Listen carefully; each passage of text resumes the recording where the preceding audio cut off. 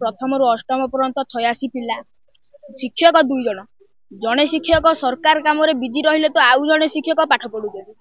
गोटे क्लास पढ़ेले आउ सब क्लास मरामरी सब चिल्लाउछन्ति आउे आम सरकार पाखरे आम गार्डियन माने थरे दरखास्त देइथिले जे शिक्षक दियंतु किंतु सरकार एपर्यंत किछि भी शिक्षक देना से ना कि आम आज गार्डियन मानक धरिकी आसिक राजरास्तार ओह्लैचु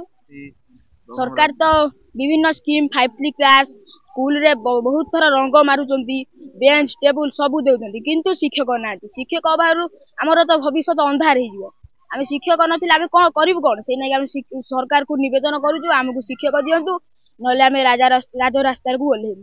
शिक्षक नहीं रंग मरुच कहा पाई विद्यालय रे शिक्षक नहीं 5T स्कूल कहा पाई डेपुटेशन लोक अछन हमकु न जान आप देखंतु बहुत पाखर